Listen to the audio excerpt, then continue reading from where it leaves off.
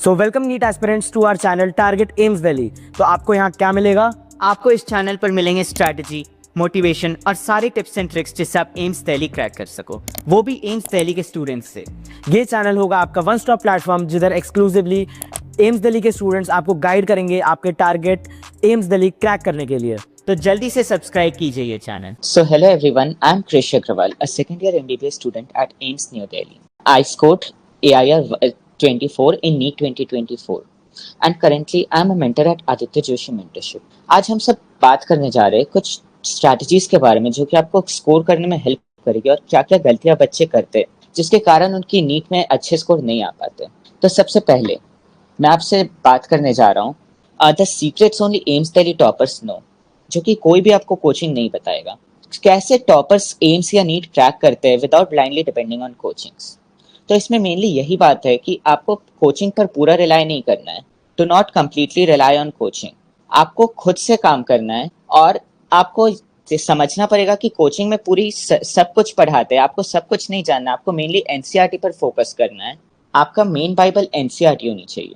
NCERT के अलावा coachings जो पढ़ाते कुछ कुछ इंपॉर्टेंट चीजें होती है जो आपको पीवाईक्यूज देख के पता चल जाएगी कि ये चीज आपके लिए इंपॉर्टेंट है और आपको ये चीज पढ़नी चाहिए कोचिंग की।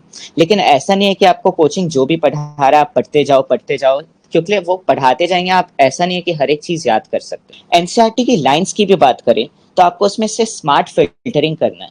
सबसे पहले तो आपको कोई भी आप चैप्टर पढ़ते हो तो उसमें से आपको सबसे पहले पीवाईक्यूज देखने चाहिए। चैप्टर पढ़ने से पहले ही आप पीवाईक्यूज देख लो कि ये क्वेश्चंस आए हैं, जिससे आपको पता चल जाएगा कि आपको फोकस किस में करना है और इग्नोर क्या करना है। तो आपको मेनली करना है smart filtering of NCERT lines. आप अंडरलाइन करो जो चीज पहले आया हुआ है, इसी से क्वेश्चन वापस आ सकता है क्योंकि नीट में मेनली क्वेश्चंस रिपीट ही होते हैं। अगर आप एक बार 30 साल के पीवाईक्यू सॉल्व कर लो तो उसके बाद आपको कोई भी नहीं रोक सकता है नीट क्रैक करने से।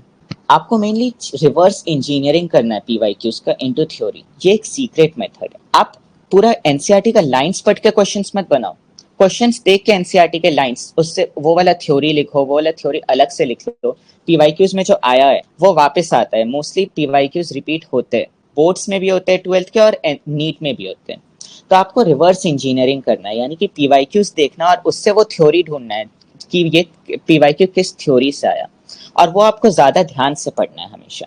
इसके अलावा आप एनसीईआरटी पढ़ते हो आपको बहुत बोरिंग लगता होगा क्योंकि आप ऐसा बहुत पैसिवली रीड करते हो। बहुत लोग आप में से बहुत कोई ऐसा होगा जो कि एनसीईआरटी पढ़ते हुए उसको बहुत आलस आता होगा, बहुत दिक्कतें होती होगी, पढ़ने का बिल्कुल मन नहीं करता होगा, एक पैराग्राफ पढ़ते ही सो जाते होंगे। ये सब बहुत चीज होती है। ये किस कारण होती है? क्योंकि हम एनसीईआरटी पढ़ते तो है लेकिन बहुत पैसिवली रीड करते हैं, बस रीड करते जाते। इससे कुछ नहीं होता है। आपको रीड करने के बीच में खुद ही एक्टिव रिकॉल भी करना और क्वेश्चंस बनाने। आपने एक पैराग्राफ पढ़ा तो उससे क्वेश्चंस बना लो कि क्या इंपॉर्टेंट क्वेश्चंस बन सकते हैं इससे। फिल इन द ब्लैंक्स बना लो। कुछ एजर्शन रीजन के क्वेश्चन भी आप सेंटेंस देख के बता सकते हो कि हाँ इससे एजर्शन रीजन बन सकते हैं। तो आपको वो सब चीजें अलग से ध्यान रखनी पड़ेगी और उस हिसाब से आप उस पैराग्राफ को पढ़ो। तो आपको बीच में पढ़ते हुए नींद भी नहीं आएगी, आपको मजा भी आएगा पढ़ने में, और साथ ही साथ आप क्वेश्चन आंसर्स भी सॉल्व कर रहे हो। तो ये चीज आपको ध्यान रखना है। इसके बाद अब एक मिस्टेक नोटबुक की बात कर लेते हैं हम लोग। मिस्टेक नोटबुक बहुत ही ज्यादा इंपॉर्टेंट चीज है। मिस्टेक नोटबुक में हम आप जितने भी टेस्ट देते हो बहुत सिली मिस्टेक्स होती है, तो आप उस सारे मिस्टेक्स को अपने उस मिस्टेक नोटबुक में लिखो। और नेक्स्ट टाइम आप जब भी एग्जाम देने जाओ तो एग्जाम के 2 घंटे पहले जरूर वो वापस से मिस्टेक नोटबुक अपना जल्दी पलट लो ताकि आपको पता चले कि आपने पिछले बार क्या गलतियां की है और ये गलतियां आप वापस दोबारा रिपीट ना करो। तो ये बहुत इंपॉर्टेंट चीज होती है कि आप अपनी गलतियों को लिखो ताकि आपको याद रहे कि हाँ मैंने पिछले बार ये गलती की थी और मुझे ये गलती वापस नहीं करनी है, मैं कभी ये गलती नहीं करूंगा। जितनी भी सिली मिस्टेक्स होती है वो अलग से सिली मिस्टेक्स का कॉलम बना के लिखो कि मैंने इस टेस्ट में ये सिली मिस्टेक किया था और मुझे ये कभी बाद में नहीं करना है।